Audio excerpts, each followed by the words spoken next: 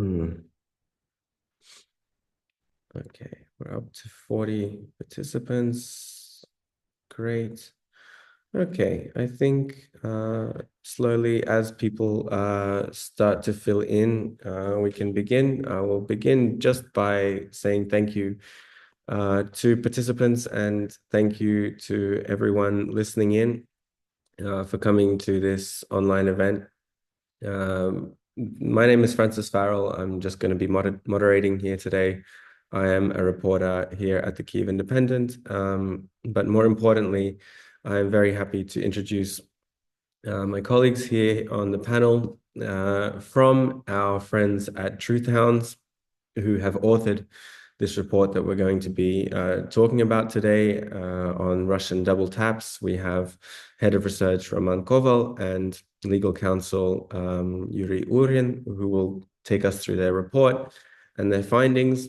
We're also very happy to have Yuri Belousov, head of the War Crimes Department from Ukraine's Prosecutor General's office, to talk about the serious end of actually prosecuting double taps as a war crime. And I am also very, very happy to welcome Abdulrahman Al-Mawas, the co-founder and vice president of the one and only White Helmets organization from Syria, which sadly has been dealing with this Russian tactic for a long time, for over a decade, I think almost at this point.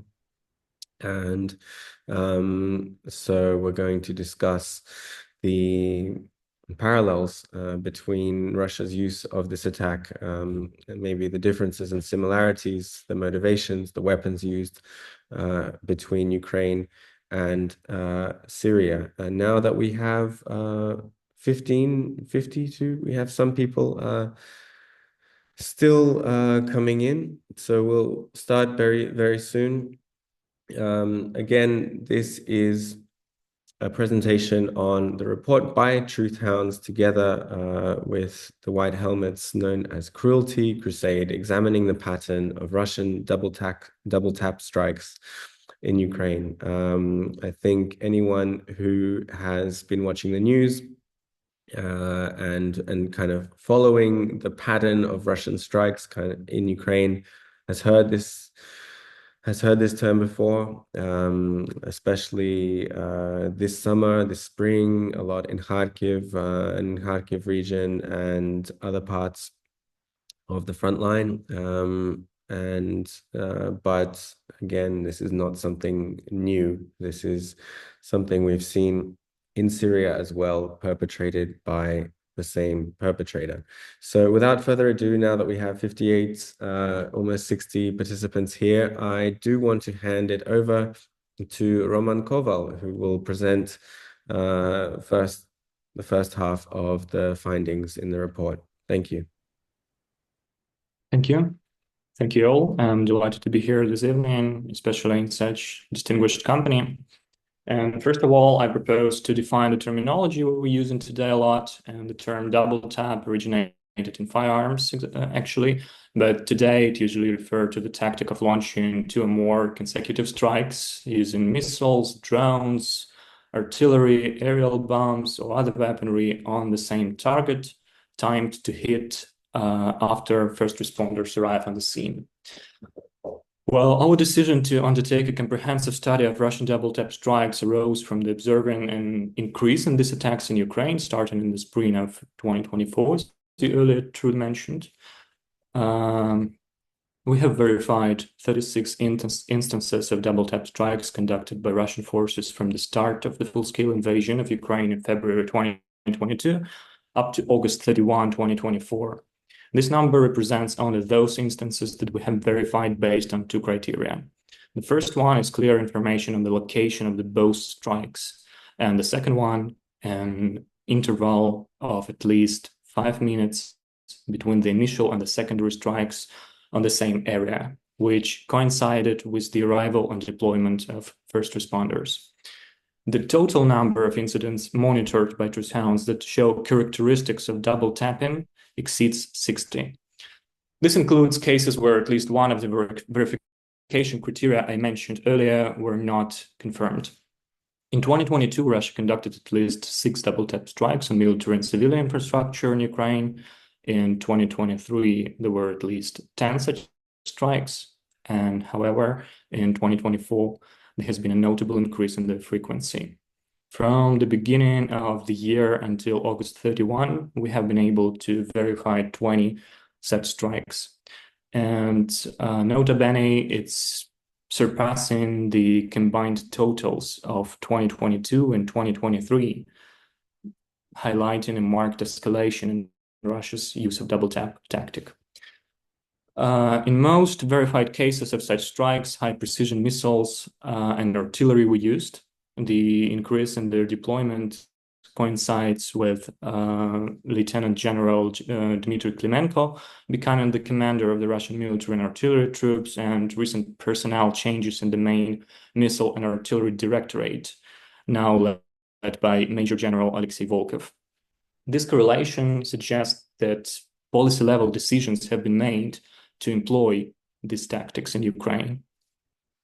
The victims of double-tap strikes are typically those we collectively refer to as first responders.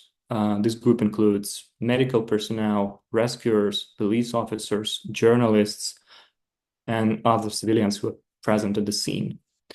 A significant challenge for first responders is the unpredictable nature of sequential strikes, making it difficult to determine when the threat has entirely subsided. The interval between successive attacks can vary significantly, ranging from as little as 10 minutes to several hours. This extended risk exposure means that first responders remain in danger for hours after the initial strike, which directly influence their work on the scene, on the attack site. The intentional targeting of first responders and civilians in double-tap strikes is backed by Russian propaganda. In August 2024, for example, a well-known Russian military analyst commented on the attack on the oil terminal in Kyiv in Vinnytsia region, stating that the planning of modern Russian attacks takes into account the response times of firefighters and other first responders who are targeted in follow-up strike.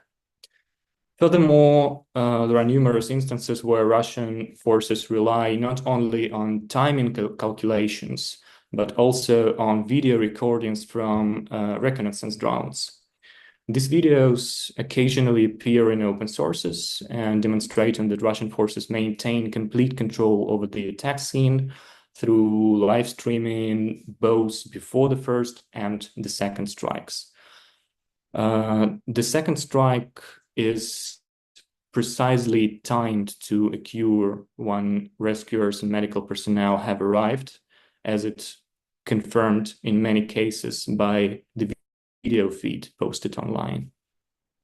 While Russian propagandists assert that this tactic is effective because personnel from so-called Ukrainian formations often show up at the sites of the initial strikes, we have only verified a single case of Ukrainian high-rank officers being killed in such strike. Additionally, the presence of Russian drones flying over the attack site shows that the Russian forces are intentionally targeting civilians when they come to help those in need. This claim is reinforced by repeated reports from Russian military correspondents and officials about the so-called elimination of Ukrainian rescuers and police officers, actively prompting a narrative that justifies and emphasizes the need to target state emergency service personnel and the personnel of the national police. In conclusion, we believe that the rising use of this tactic is aimed at demoralizing the population by creating a constant sense of fear and the threat of follow-up attacks. This strategy undermines both the willingness and ability of people to help, while specifically targeting those who are meant to assist, who is duty to assist. And additionally, Russia's past impunity for similar attacks in Syria has set a troubling precedent, resulting in greater reliance on this tactic in the ongoing conflict in Ukraine. Thank you very much, Roman, for that overview. I think, yeah, when it comes to the psychological effect or the intended effect, I witnessed it personally as well when in May during the Russian offensive on Kharkiv, when there were a lot of double tap attacks on Kharkiv. There was this quite famous attack on a publishing house in Kharkiv, which killed seven people, a missile attack. And it was just a few days after the attack on Cherkasska Lozova, which featured in your report.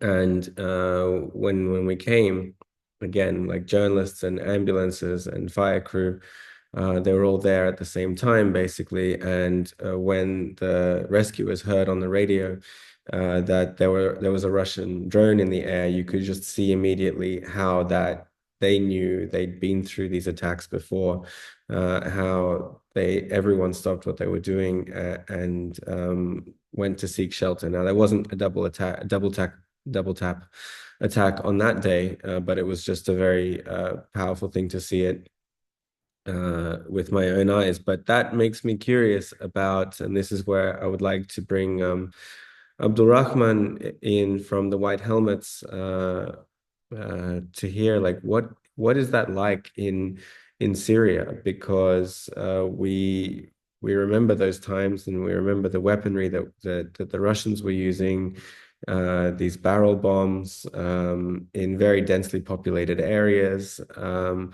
And what kind of, yeah, first of all, if you could introduce a little bit the work of the White Helmets for those who are not familiar, but also just tell us about what was your understanding of why the Russians were doing this, and what were some patterns you recognized in the way they did it? Thank you, Francis.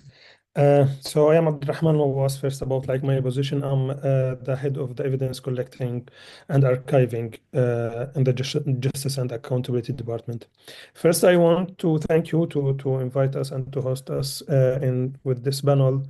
And sadly, it's not like a good topic to talk about, but I think this is something really important for us as a Syrian to corroborate and to be with you as a Ukrainian. Especially, we are suffering from the same enemy, from the same weapons, from the same aircrafts and the same tactics with double tap strikes. I will just introduce the White Helmets. We were a group from volunteers from different backgrounds, students, teachers, engineers, some workers, and we decided in 2013, after like the Syrian revolution, start with 2 years to do something to save the lives in Syria. And with that idea, we established ourselves in a civil defense centers, and we start to go exactly where the people escape from. If there is like any bombardment, we will go there with our humble and simple tools like the hammers, extinguisher, and trying to help the people. And during these years, we developed ourselves.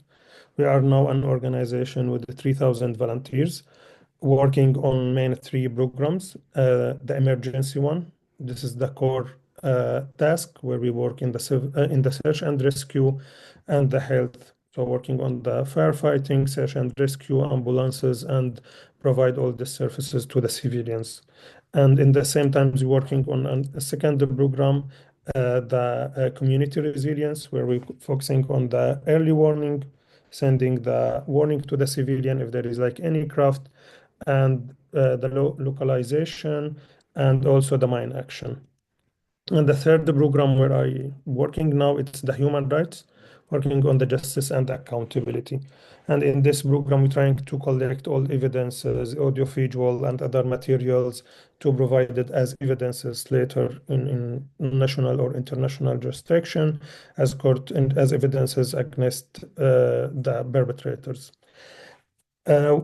Since 2013 in September, like the 30th of September 2015, sorry, the Russian entered the war in Syria. And that was like because the Syrian regime, the dictatorship, asked them to enter and to come to this country and to intervene the war there. So from the first day, it was a double tap strike. It was in Homs in the middle of Syria, and it was against like a bakery. In this attack or double tap strike, we lost one from our volunteers. Before that, like we noticed some of double tap strikes, but it wasn't like systematic like this one. Because sometimes it will be surface to surface missiles, sometimes it will be air strike, and then it will be like another bombardment with the surface to surface. But at that time, it was an aircraft targeted a place, a public infrastructure place. Then after 10 minutes, another aircraft came and targeted the same place. We lost almost like 15 civilians, including one of the first responders and other medical workers. Then that's it start to repeat and repeat again. The biggest one, it was in 22nd of July 2019, where it was like in a civilian market. And it was in the hour, like there is a lot of people there and targeted the place. Then again, after 10 to 15 minutes, another aircraft came with another air strike, which caused like to killed 80 civilian and injured more than 200. And also we lost one from our colleagues in that attack. In general, I don't want like to repeat what Roman said, but I think it's exactly what we suffered from. And it started in 2015 in Syria. Then, like after 9, 10 years, it's again became to be and to see it in Ukraine. And this is really important to us about like the impunity and how this Russian regime and Russian military used the same technique from Syria to Ukraine now. And we hope it will not be next later in the future. But this is something we should be together and to stand against it.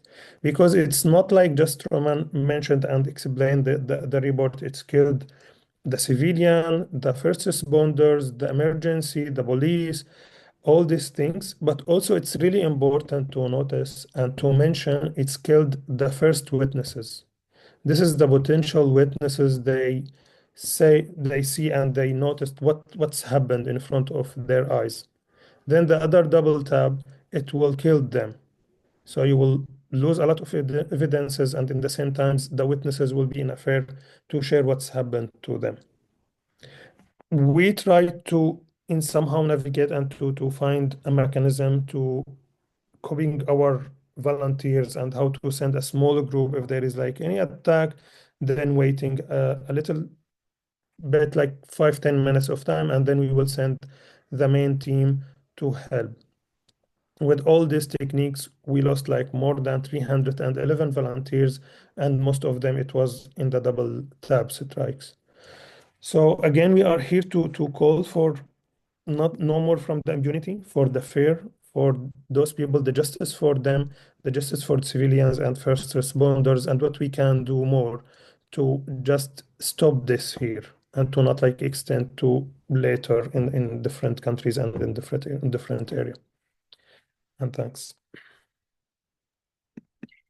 Thank you very much, Abdul Rahman. I think later on in the Q&A we'll have plenty of time to talk more about these shared experiences, what's similar, what's different, and what kind of threads we see in this Russian tactic. I wanted to now pass it on to Yuri Urin, the legal counsel at Truth Hounds, and also a big part of what brought this report together. And just to, now that we've explained the tactic and we understand it from that side, to see where do we actually place this in the legal framework, and how do you even begin assessing something like this? Thank you, Yuri.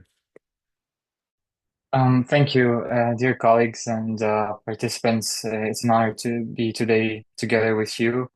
I would say a symbolic event, especially after yesterday's late evening attack by Russia on the residential building in Kharkiv. I would like to start probably with a bit of a background of how we came into the work, as you asked, and then turn into the legal assessment. So as any other lawyer and practitioner, our team and me personally, we started looking into what has been already done. And you'll be amazed that apart from White Helmet's work, our colleague who's here today with us, and some articles of professors, there was almost nothing on the issue of double tapping under international law. So this made the task more complex, but at the same time more important for us. So it was kind of a pioneer project. That's why everything today, what I'm gonna say and the report work will be sort of a first like comprehensive analysis of double tapping under international law in context of the Russian attacks in Ukraine and in Syria. I would like to start by saying, now turning to the legal assessment, is that if you look at the terminology, double tapping, or as we usually say, double strikes, it's not a legal category under international law. Neither IHL, which is international humanitarian law, and ICL, which is international criminal law. So it's informal category. Usually we use the category of attacks. But what is the most interesting part is that some double tap strikes, they can be altogether, meaning first and second strike, they altogether constitute one attack, or depending on the case facts, it can be also that the first attack would be only the first strike, and then the second strike would be another attack. And that's what I'm gonna try to cover today. I would probably divide my speech based on the structure that we have in our report, is that first I'll talk more on what has been already mostly said by my colleagues, is that the double tapping aimed at pure civilian targets. And the second would be more about double tapping involving the initial strike on a military objective. So if you look into the first section, and as we start in our report, we indeed present the terminology. So what is an attack? What are military objectives? So these are military objects and military personnel, so combatants. But we also explain what is a civilian target. And this is quite important because under international humanitarian law, the cornerstone principle requires that the attacks, they should be limited to military objectives, which we see is not the case. And then, of course, we turn into the most important, the essence is how to qualify these attacks under IHL and ICL. And we say that if we take, as I said, the first section, so pure civilian targets, it does not really change anything if you strike once or twice at the pure civilian target. So it's both a war crime. But what differs is that if you have two strikes aimed simply at civilian, let's say residential building with civilians inside, this would be, these two strikes would constitute only one attack, which would be two war crimes, war crime of attacking civilians and war crime of attacking a civilian object. But if it's a double strike involving first strike on the civilian target and then at the first responders, which are usually journalists, the medical personnel and firefighters, this would then be qualified in a different way. And when we talk, for instance, about the medical personnel and also firefighters in Ukraine, it's the SS service. It's going to be another article which would say war crime of intentionally attacking the personnel using distinctive IHL emblems. But I would probably stop here with a bit of theory and give you an example of how this looks actually in practice. And I agree with my colleague from Syria, not the best topic to talk about, but let's turn to it. This is Cherkasska Lazova, which was actually already mentioned by Francis. The attack, which happened this year on May 2024, it's May 19th. And it involved a double tap strike. So the first strike involved the Russian strike by Iskander ballistic missile, which is 9M723, on a recreational center called Berech Center. So kind of a resort with different civilians being there. And it resulted in killing of 5 at least civilians and also injuring other 5. And in 10 minutes after this strike, a lot of first responders arrived. So this included police, medical workers that were basically there to provide the first aid. But the second missile just occurred less than 20 minutes after this, and it detonated 40 meters with the same ballistic missile.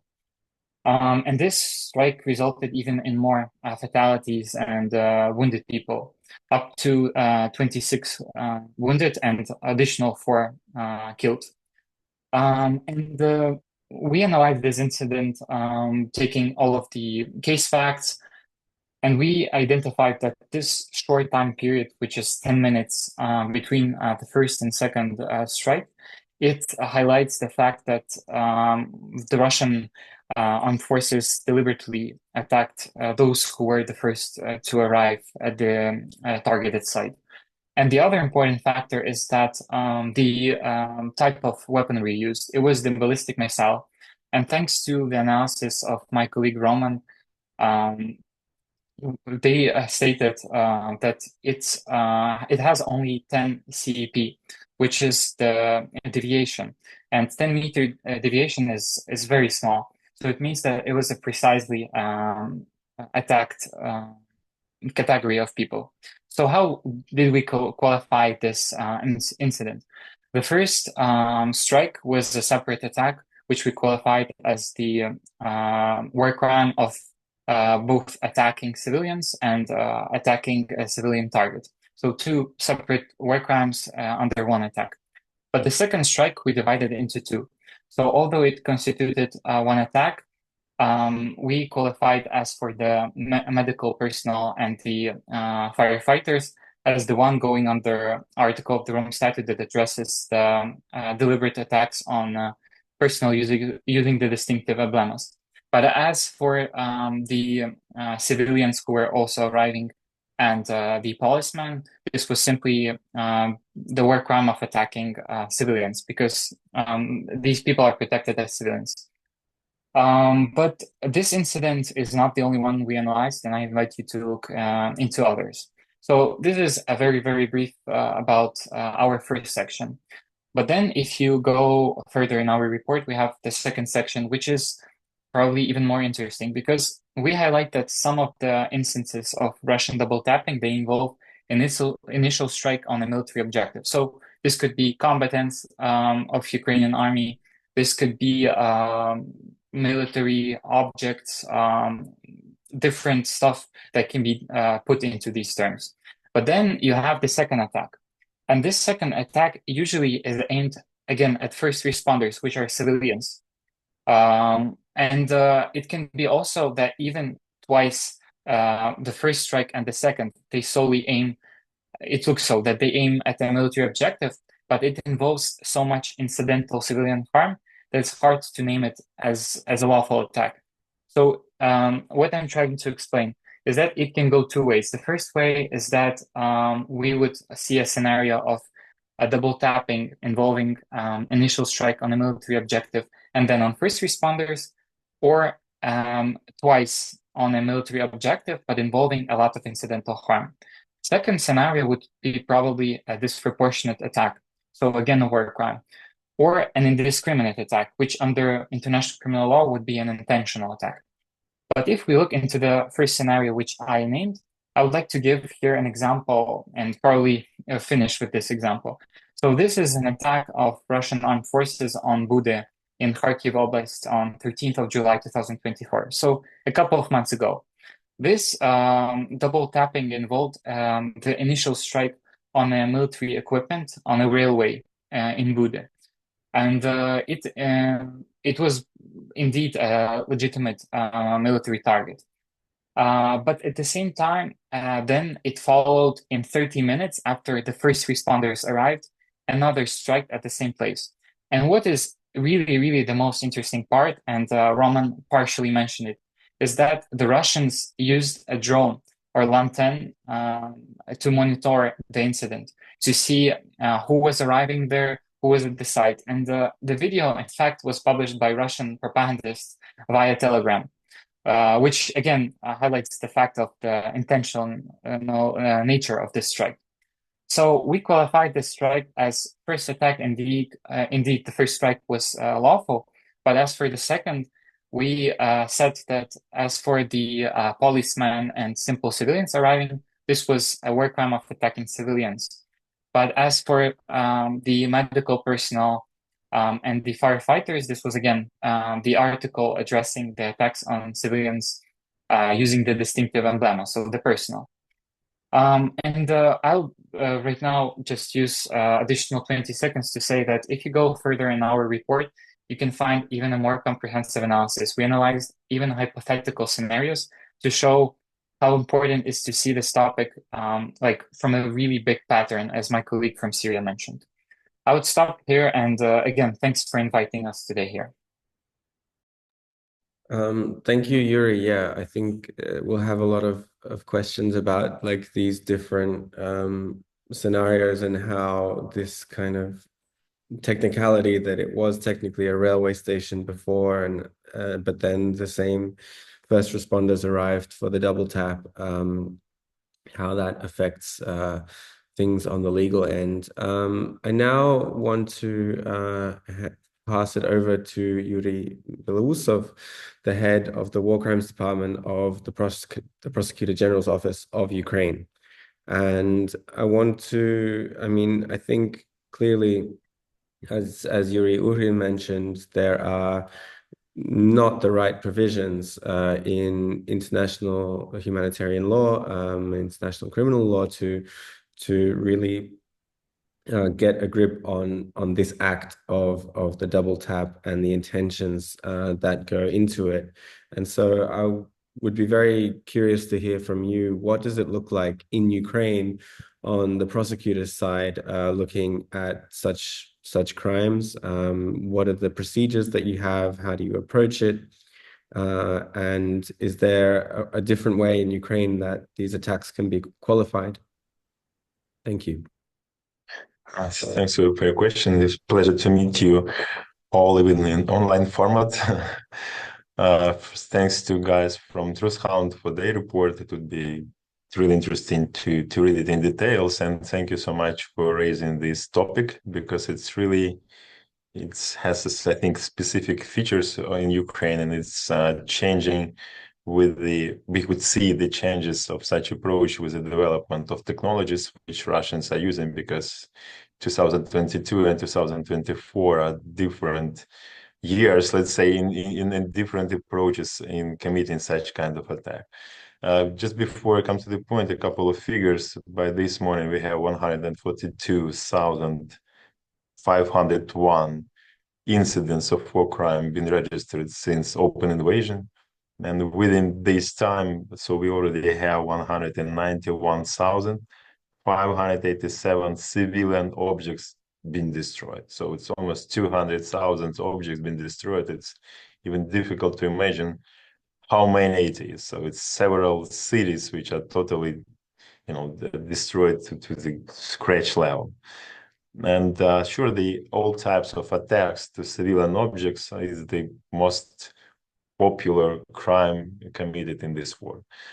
Russians using all possible types of weapons, and you all see this, whether on the crime scene or in the mass media, how it looks like. And coming back to more specific issues which I've been discussing together with you, so it's interesting point, and there are so different crimes been hiding by this definition, which you call double tap. And it could be absolutely different purpose of such kind of attacks.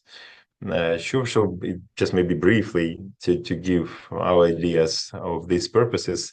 almost all these attacks that have been focused, but again, it's different combinations, but they could be focused on civilian objects. And sure, one of the purpose could be just to destroy it as much as possible. That's why if we talk about the energy infrastructure, for example, yeah, they attack it multiple times in a short period, in a long period, and the main function is really to leave Ukraine without the electricity in the winter time, which with all possible consequences which coming here.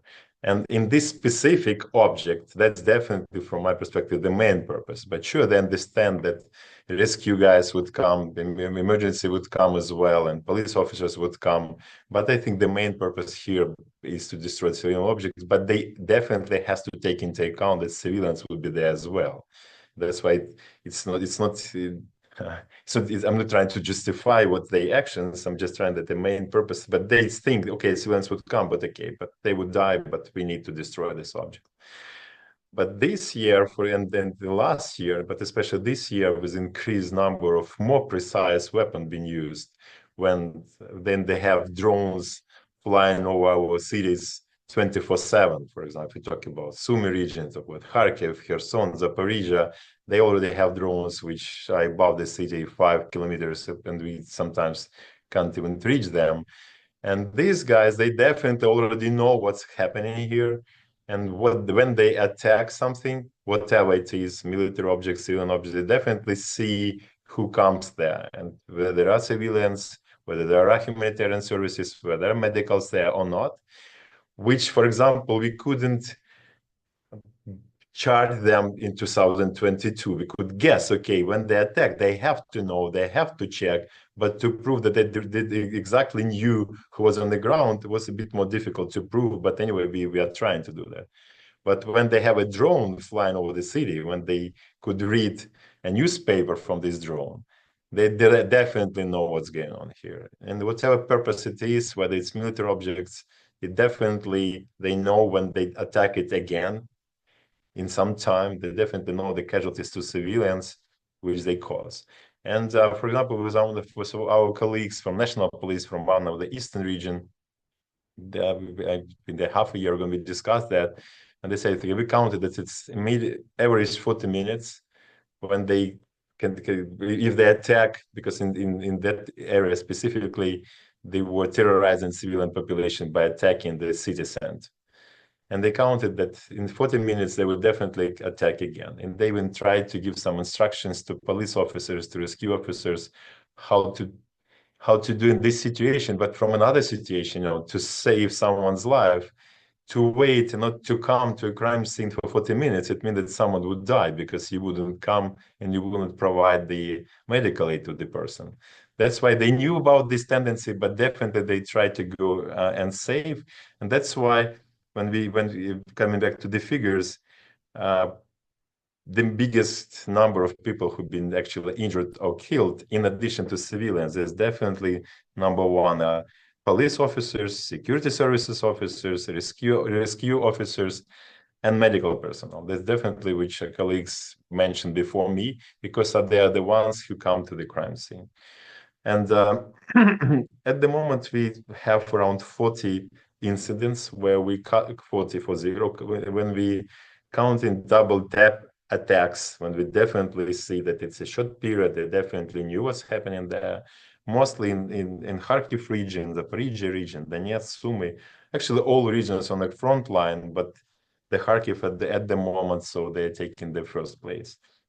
How to qualify the sections? Definitely, it depends on the situation. Definitely, what guys mentioned before me, even if they attack the military object, which is not a crime according to IHL, but if it leads to casualties to civilian population, or if not, but the double attack could lead to such casualties, then with double attack, we start investigation as a war crime. But first attack will not be if it was a military object. If we talk about the attacks to civilian population and civilian objects, when we could prove that it was definitely the target, and then the attack at second, third time, fourth time, so it could be a combination of crimes, really. But mostly we qualified the attack of the civilian population anyway, which could lead to casualties again of civilians. And I fully agree that there is no clear theory, there is no clear strategy of investigating these types of crimes in Ukraine. That's why any help here to help us, especially take into account our Syrian guys and friends, what happened there, it really helps us to understand the logic why they are doing it here. Because honestly speaking, coming back to one example, when they started to attack medical infrastructure in the beginning, for me personally, it was difficult to understand why they do it. But the guys who were documenting crimes committed in Syria, they told me the phrase which really helped me to understand the pattern, because they say what Russians say: if you kill one person, you kill one person. If you kill one doctor, you kill 100%. That's why, coming back to the purposes, how we see, in addition to destroy civilian objects, not to use it, to increase, the biggest second goal is to increase as much as possible the casualties to civilians. And they do it whether through the direct killing or through the killing people who could give help to civilians who are wounded or injured. Because when they attack doctors, when they attack, again, rescue guys, it means that they will not be able to help someone and someone would die because of the absence of this help. But I would also want to raise one more issue. I think they also take it into the focus. It's actually to block the investigation of the crime being committed. Because we had cases, and in Sumy region, we lost a colleague of us. She was the head of a war crime team in the national police. When they came to a crime scene, after the attack, they were attacked again. So, and that's the way how they try to prevent effective investigation of a war crime, by attacking the crime scene. And that's one of the purposes which is also should be taken into account when we try to assess it. That's in brief. I'll be glad to answer questions you have. Thank you, Mr. Belousov. And I think people are starting to send in questions to the chat. I'll remind you that everyone, we have some questions sent in upon registration, but you can also write in the chat if a question comes up. I can say that questions are certainly coming up for me. I think the question, I guess, on many of our minds is what happens next? What can be maybe changed in the international understanding of a double tap attack? How is the international legal community even responding to this, given the fact that this is not something new, that it's something that's been happening for almost a decade in Syria already? And what are the next steps to be taken by civil society in Ukraine, by Ukrainian institutions, and by researchers like at Truth Hounds? And maybe to answer that question, I would like to pass it back to Roman Koval, who can tell us a little bit about the call to action in the report. Thank you. Thank you.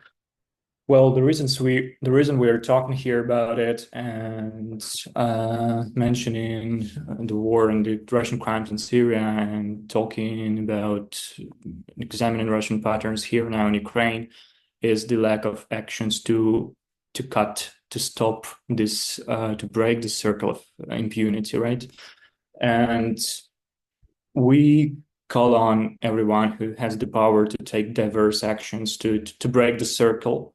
For this to break the circle of these crimes of Ukraine and Syria. For instance, criminal justice actors of countries around the world could open criminal cases grounded on the principle of universal jurisdiction concerning Russian double tap strikes in Ukraine, in Syria, and in instances where the legislative framework of specific country limit the ground for activating the principle of universal jurisdiction, resulting in an insufficient basis for prosecuting such crimes committed in both Ukraine and Syria, we recommend that this country at least initiate proceedings for the crimes committed in one of the mentioned states. However, even in such cases, it is crucial to analyze the actions of Russian armed forces in both in Ukraine and Syria as evidence of a consistent pattern and intent. Well, such investigations and such cases in different countries on different continents would send a powerful message to that grave violations of international humanitarian law will not go unanswered. And regardless of point on the map where they were committed. It also would underscore the international community's commitment to accountability and to preventing the targeting of civilians, especially rescue workers and medics. In this regard, international organizations could urge these actors worldwide to exercise universal jurisdiction in persecuting those responsible for double tap strikes in Ukraine and Syria.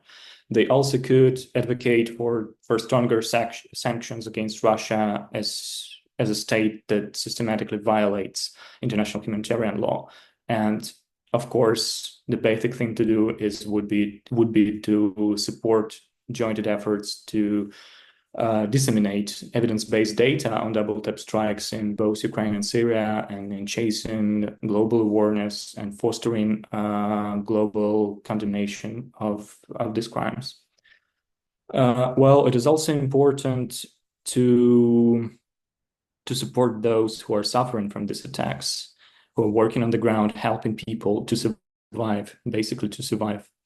And that is why we call the governments and foreign states to enchase support for Ukrainian and Syrian rescue workers, medical personnel, other emergency services and humanitarian organizations by supplying replacements for destroyed specialized equipment and enchasing the personal protective gear.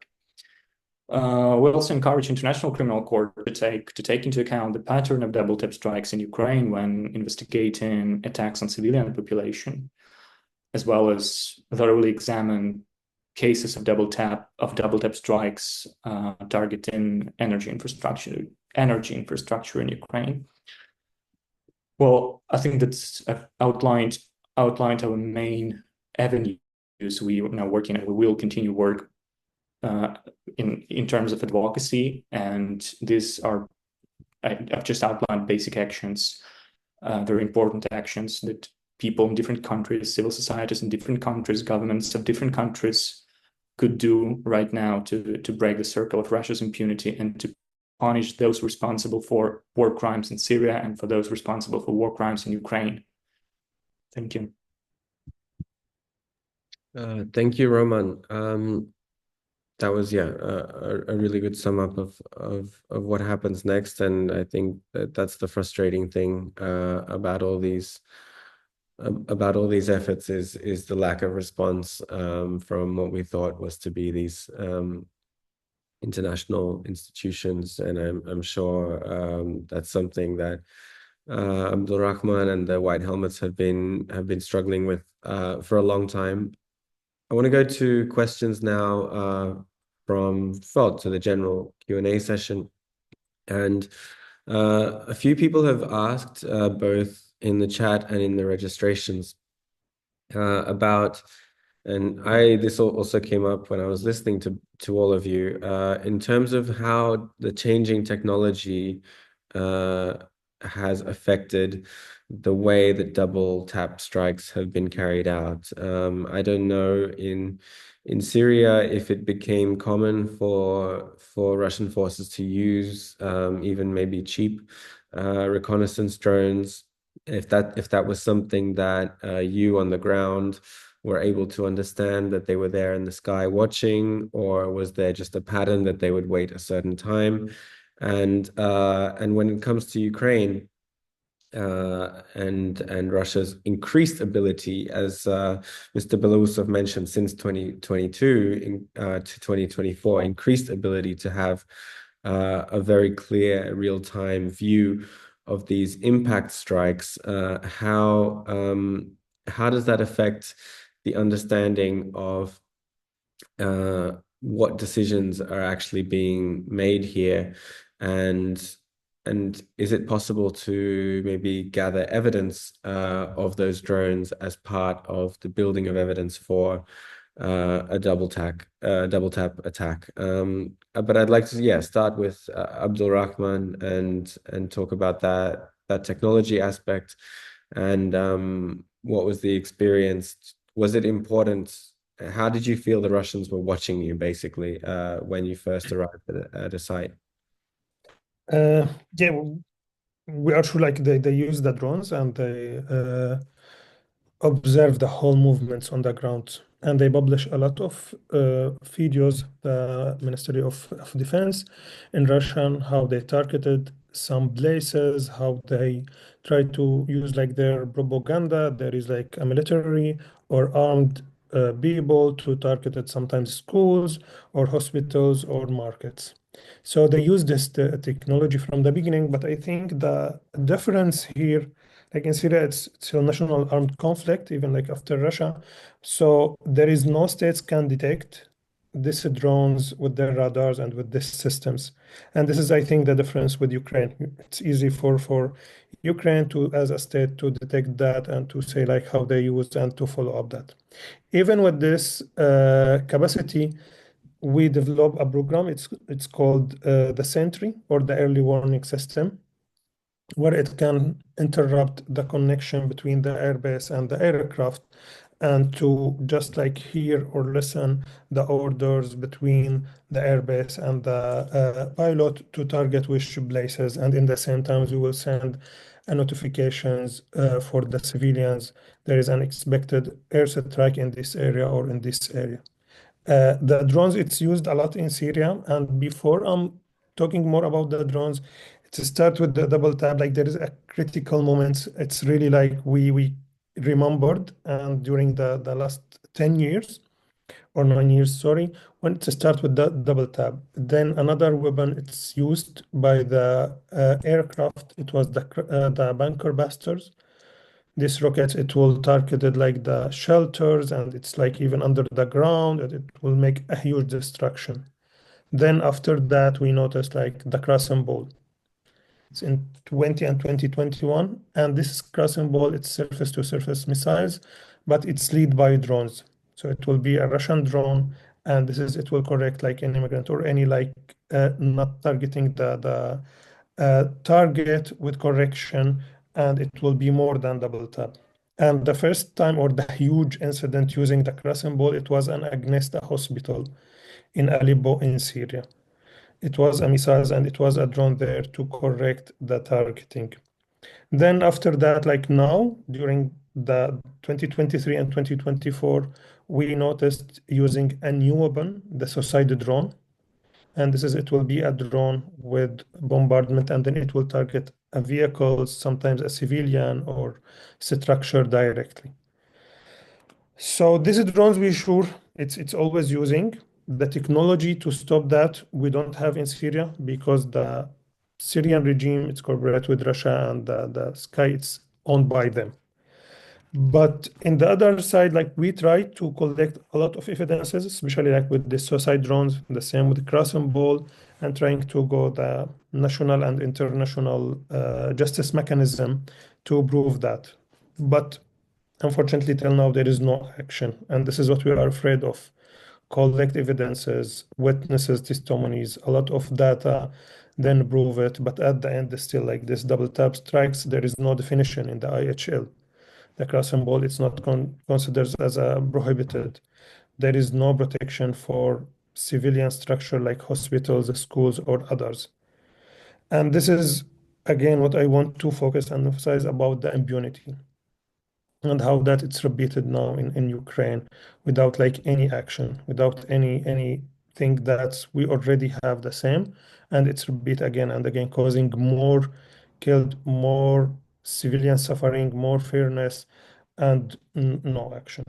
So we hope, and together we will find a way to just make this defined for the double tap strike and to stop there. Thanks.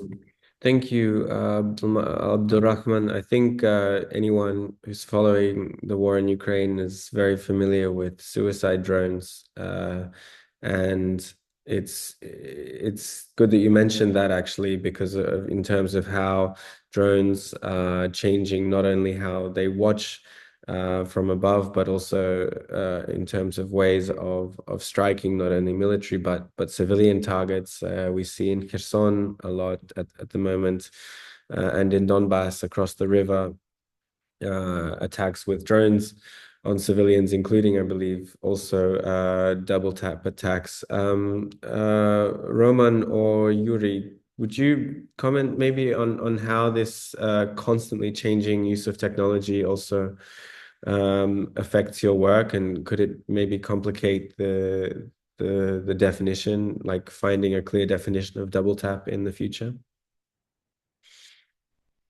Yeah, thank you for the question. First of all, I totally agree with the previous speaker about the patterns, about the technologies used, and it's true that for the last 2 years, the drones technologies and the technologies itself, they developed, and it resulted in the situation when drones are not used only for reconnaissance, but also for conducting those double tap strikes. For example, we documented a number of cases when drones, it's called drones dropped munitions, and it's the situation which stands in the line of without evidence showing the intent of Russian side to attack civilian, because it indicates the exact knowledge of the attacker, how the scene of the attack looks like at the moment. So yeah, and that's true that you mentioned Kherson. We monitored and verified a number of cases happened in Kherson region at all, and the other region is which is seriously affected by such attacks, such double tap strikes, is a region around the city of Nikopol, which is just across the river of the city of Enerhodar, where the Zaporizhzhia nuclear power plant is located. I'd say that as for our observations, those two regions are most affected by these attacks, by the new dimension of double tap tactics. Maybe, yeah, I'll just add to Roma's remarks. I saw a question here in the Q&A chat that let's imagine the case that one day Russia attacks a civilian target, and then the other day it attacks the same target, but with the use of drones to hit the first responders. And this actually is an interesting question, because from the incidents we analyzed with our team is that many of them involve a significant time interval. And in the question, it's even one day, but the most important, and as Roma just highlighted, is this intent of the people who are committing the double tap. And if we imagine this hypothetical scenario, it's pretty easy to prove that even though it was one day, but the strike was still intentionally aiming to target those arriving, because the drone was used. And we've seen also from other incidents, and you can find in the report that we are going in pretty a lot of detail on with regard to attack on Pokrovsk in 2023, a pretty famous one, sadly, because it's also a kind of a good example of how can we see clearly intent of Russia to target those responding. And also you can see in our report that we pay a lot of attention to the weaponry used. So it's not only drones, but sometimes it's other missiles, so not only ballistic, but all of them usually don't have a high CEP. So it's, even if it's 30 meters, it's still pretty easy for Russia to target people who they want to target. So again, we have to look at different factors, and altogether we can see that the double tap itself was aimed at civilians or the first responders. And just to finish, what I wanted to say, and this kind of correlates with what Yuri said, is that if we look at, like, we limit always ourselves, it's very hard like to see the real nature of double tapping. But if you look more on like kind of from a pattern-based investigation, and you look that not solely to this first strike, it's easier to see that most of the strikes are really double tap strikes by the Russian armed forces. Thank you, Yuri. It's now 8 o'clock, but I think we agreed that we would just keep answering some questions because there are a lot of really good questions for maybe 15 minutes or so, maybe a bit more. A lot of questions are connected to one obvious thing, which is the people involved, the perpetrators, accountability, investigating the commanders, or even just the individual people. And it could be anything from, I guess, missile forces commander with an Iskander button at their finger, or just a drone pilot across the river in Kherson, which makes it quite difficult, I imagine. But maybe I'd be interested to hear from Yuri Belousov from the prosecutor's point of view. What can be done in terms of understanding, first of all, the identities of these people, and also maybe the decision making on what level of command on what level of command do we see the pattern of this emerging, and how do these decisions actually end up being made? Thank you. Thank you for the question. So first of all, I have to say, and we always say that when we ask about that I think that 99% of all crime be prosecuted in Ukraine. There is no other option for Ukraine. We don't wait that someone would come and prosecute of war criminal, because sometimes there is a perception that ICC would solve all Ukrainian problems. And we work with ICC on a daily basis. And you all know that they have the biggest office outside of Hague in Ukraine. And their role is to take top leaders. But there are thousands and thousands of war criminals who would be prosecuted not by ICC, but by the Ukrainian courts. That's why we invest all our strengths to increase the capacity of national system to be able to effectively prosecute. At the moment, I've just sent, not to repeat, send some statistics to the chat, so please download it. It's in English. It's just overall figures on the prosecution by national courts and national institutions. As to this specific type, definitely, so we are working on that. We have a big group of military advisors, Ukrainian military advisors, specialists in different spheres, who come on the crime scene, immediately try by the types of the rockets identified, by the angle where the rocket came, by other instruments. We try first to identify the type of rocket came. Based on that, sure, we build the whole chain of command up to the leaders of Russian Federation. And as you know, International Criminal Court, they have 6 arrest warrants, and 4 of them are against top military commanders responsible for attacks to Ukrainian energy infrastructure.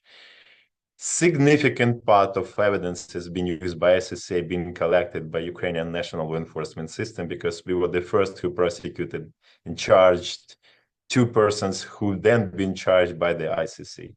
That's why definitely command level, top command level and medium command level is definitely our priority at the moment, because we all understand that it would be difficult to identify a specific perpetrator who exactly pressed the button. Some of them already been found by our militaries. That's why I mean that they've been already prosecuted for what they've done.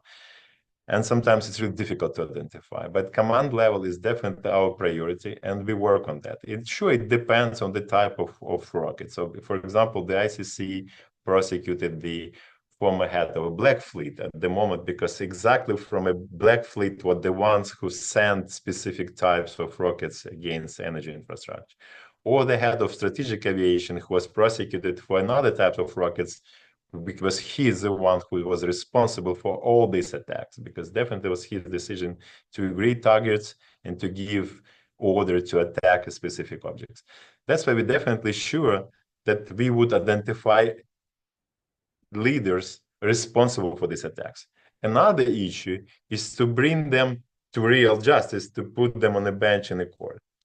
That's where it's a bit more difficult task, and that's where we really rely that the whole world would start understanding that it's not the fight between Russia and Ukraine.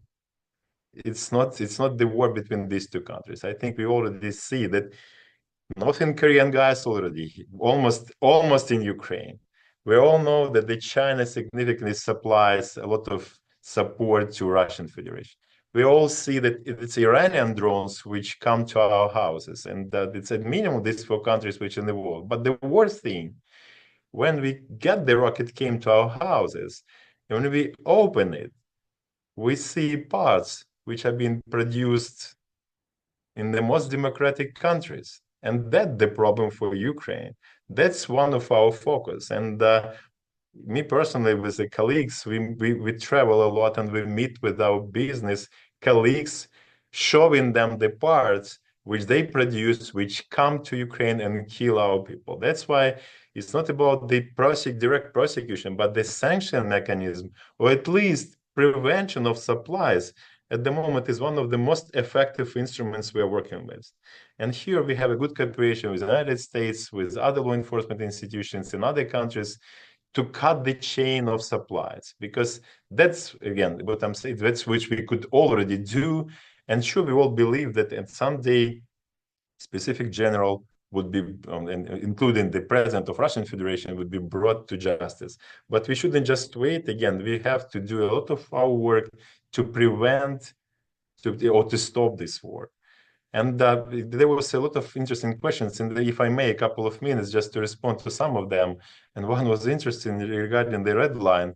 And just today, the representative of Ukraine in UN said that there is no red lines for Russia. They just have a red carpet they're going on.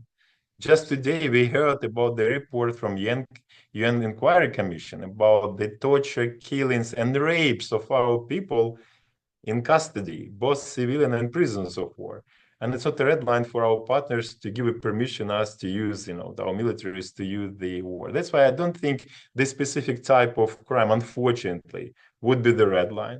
Unfortunately, no. But in combination with other types of war crimes, I really believe the democratic world would wake up and would start help Ukraine to protect itself. Couple of maybe one more questions, that because it was about the emergency, very specific question, where they could protect themselves, emergency guys who come on the crime scene.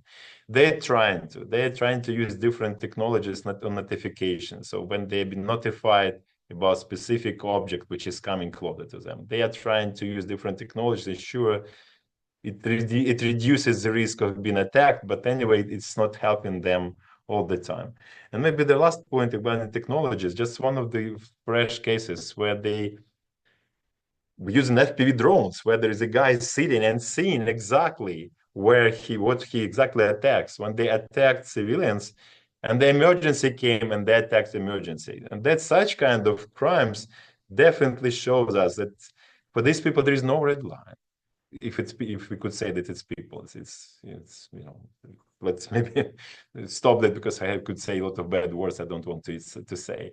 But technologies matters. We see that they use more and more precise technologies. They're trying to adjust artificial intelligence to avoid our drones, which we try to intercept their rockets or drones. And this technology, just the one way how to stop it is, again, from my perception, is sanctioning and blocking supplies. And that's where we believe that the whole democratic world would help us to do it. Yeah, thank you for that, Mr. Belousov, starting with the people, but then zooming out to really what needs to change, I think, in the attitude of the international community as a whole. Because it is such a big question about the responsibility and the individuals. Roman or Yuri, could you share with us a little bit about what your findings told us about the people behind this tactic and where to find them when you have, again, missile forces commanders here, but someone also maybe, as Mr. Belousov said, piloting an FPV drone straight into an emergency services worker, and maybe even uploading that straight onto the internet. How do you approach this in the report? Well, first of all, it's not easy for NGOs or for volunteers for our SIMS department or any other structure in any other NGO. It's not easy to investigate because of the access to different kinds and different levels of information. For sure, we're trying to answer as many questions as we can and do it based on real evidence and real facts, verified evidence and verified facts. In case of double tap tactics, it always depends, like Yuri mentioned, it always depends on the type of weapon. For example, we made a case study of two particular attacks, one of Pokrovsk in August 2023, and another one in Cherkassko-Lozovo, Kharkiv region in May 2024. And in both cases, different types of missiles were used, but both were launched from the Iskander missile system, and we revealed an algorithm of identifying possible perpetrators in our research, in our study. But it's only an algorithm with and on the last chain of the algorithm is we pointed on Russian different hierarchy levels, and as for now, that's all we can do. Of course, in some cases we can circle the possible perpetrators, but when we are talking about Iskanders, it's very hard for NGOs, especially very hard to establish a special brigade responsible. Sometimes based on the direction, on the trajectory of a missile, we can point on a number of missile brigades, but usually all we can do is just to propose an algorithm or just to propose some limited list of brigades that may be involved in some attacks. Maybe to add to Roma's response from a different dimension, it's also interesting to highlight, and thanks to our partners from Syria, especially, that Russia uses also its propaganda machine to justify these attacks. And it's actually very interesting to see this because if you look kind of from a historical perspective, White Helmets were even named as a terrorist organization, doing the help for civilians and saving their lives. And this transitioned to what Russia right now is doing through its propaganda channels. It's basically saying pretty similar stuff about Ukrainian service of emergency in Ukrainian, the SNNS. And it's from international law actually interesting also to look at it because per se it's not actually a crime of persecution or even public sort of incitement to genocide, or at least it's very hard to prove it. But at the same time, these statements are very helpful in proving this intent of those who want to commit the double tapping, specifically aiming at civilian people. So yeah, I just wanted to add this because I think it's also important to look at this part of the dimension. Yeah, thanks. Yeah, thank you, Yuri. We have a question here about thoughts or strategies to raise awareness of this issue. I guess in one way, we see work being done from civil society, from the state and from the prosecutors, but also the amazing example of the White Helmets and the image they created, the kind of publicity they created around their work, which in many ways was centered around not just rescuing civilians from strikes against civilians, but specifically bringing attention to this double tap tactic, the fact that they were a target themselves, and as you mentioned, Yuri, the fact that they were labeled a terrorist organization, I think, is testament to how much they're yes, Yuri Belousov said he needs to go, but thank you very much for being here and for your insights. Yeah, just quickly about that, like I guess in your interactions and your work together, how do you look at like best practices about what can be done to again remind the world that this is a thing, and I guess that it's still going on. This is a characteristic of the way Russia wages war. What's your experience, Abdulrahman, after almost 10 years? And what do you think Ukraine can learn? Yeah, it's thanks for a good question. I'll talk about the propaganda and disinformation, and this is how it starts. Like after 3 years of establishing ourselves, especially when we start collect the evidences, when we to respond to some attacks like the chemical attacks, and it was really important for us to collect evidences, to go to the international organization, provide them with all these things, and at that time we start like to respond we for the disinformation, especially from Russia. In the same times when we got like the Oscar of the documentary, it's called The White Helmets, and when we nominated to the Nobel Peace Prize also, it was a lot of what we called it also, it's a different war. It's a technical war, or just like an attacks, cyber attacks against the organization with disinformation, with our reputation. As like we are not that big organization and start in a conflict zone, our strategy it was to ignore all this disinformation and propaganda and to focus on our work. And I think we did a great job. We succeeded in this, just to focusing about what we want to achieve, how we can make it in a better way, how we can learn from our mistakes, and in the same times to be connected with the local communities. We are there because of them, and we have to provide them with the essential needs.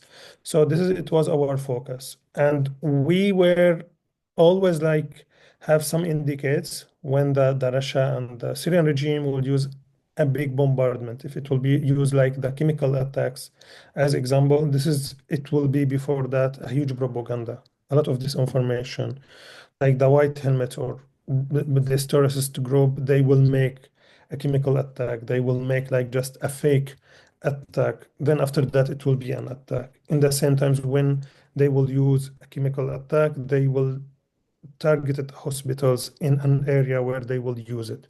So they always prepare that, and this is a strategy of their war, of their using this weapons, exactly like the double tap strike.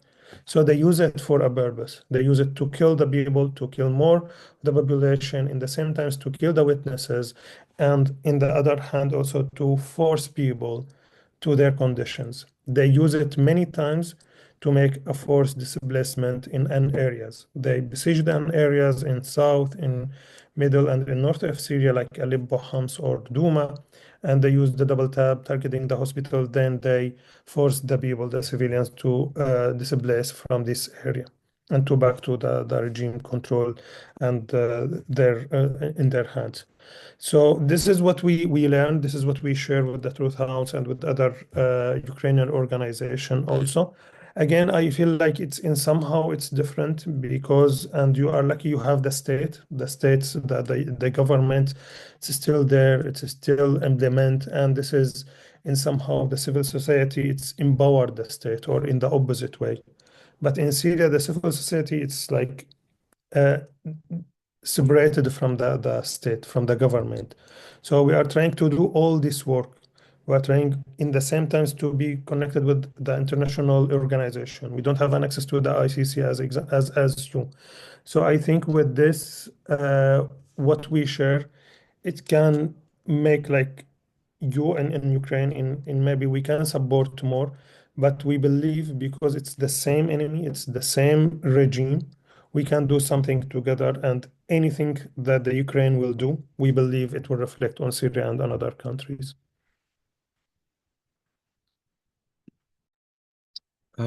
Thank you. I think just to finish off, a few people have asked about what they can do in terms of just ordinary people, what they can do to help, whether it's materially or financially.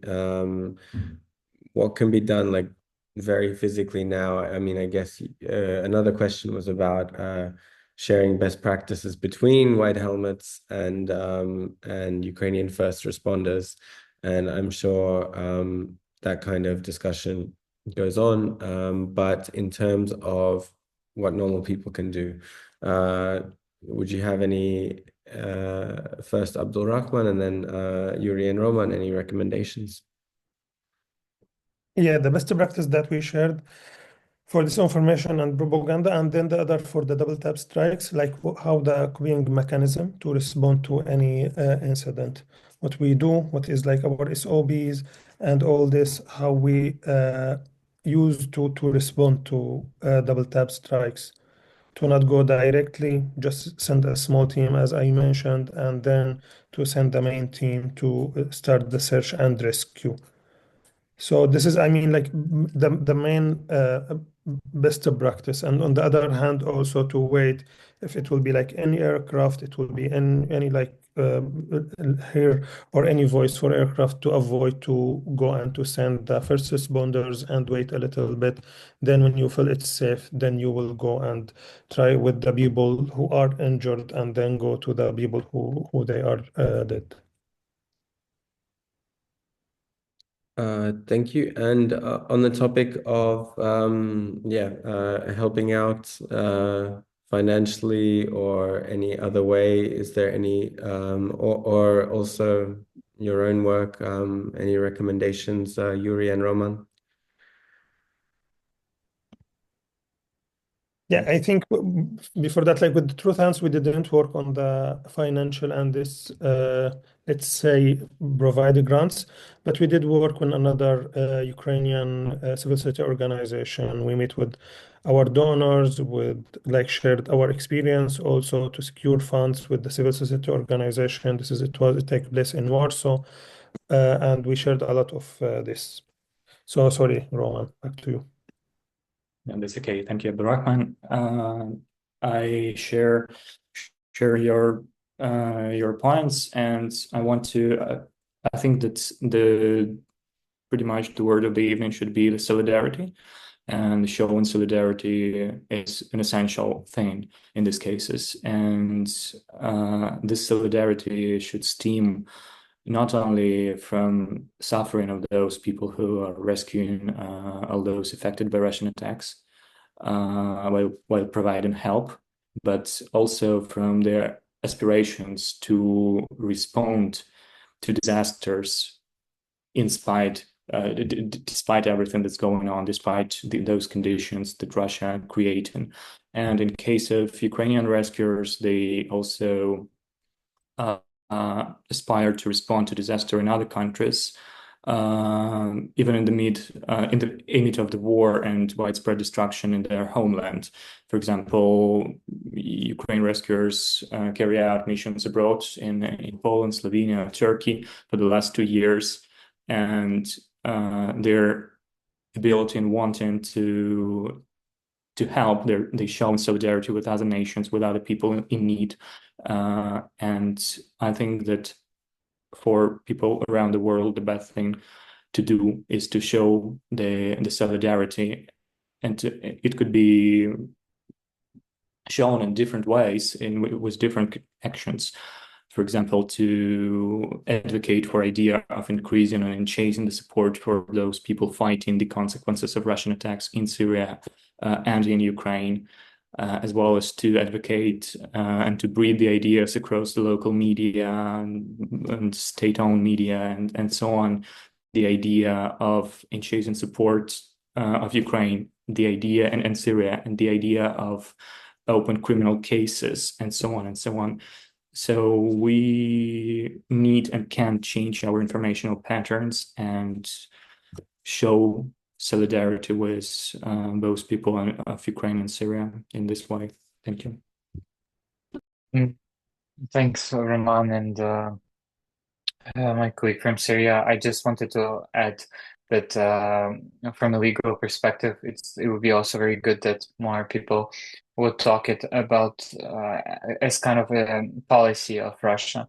And we've seen yesterday what was mentioned already by Yuri, by the inquiry commission, that Russia uses systematically the torture policy against Ukrainians in captivity. So not only servicemen, but simple civilians that were captured and are kept as sort of detainees. So it would be very good also that more people would talk about this as a pattern, and kind of endless pattern, because it started in Syria and it's still ongoing, and we don't see an end to it, unfortunately. So it would be very good to see it sort of labeled in these terms, and then it will be easier to go forward with other stuff mentioned by Roman, and potential cases, UJ cases, etc. Yes, thank you. Thank you, Yuri, Roman, and Abdulrahman. On that note, I think we'll finish it. Thank you for the great questions and for your great engagement. To everyone who's still with us, a good turnout here tonight. I see people from all kinds of different audiences, and it's just been really a pleasure. Well, again, not really a pleasure, but just very productive hearing from both the Syrian and Ukrainian perspectives, and looking forward to hopefully some movement in the worldwide understanding and appreciation of what this tactic means and what it says about those who perpetrate it. Thank you again, and best of luck with pushing forward the report. I have linked it further up in the chat if anyone wants to read it. Cruelty Crusade. You can download the PDF there and save it as well. And on that note, unless there are anything else someone wants to add quickly, I think we'll say good night. Good night. Thank you. Good night. Thank you, guys. Have Thanks a good all, and good night. Stop.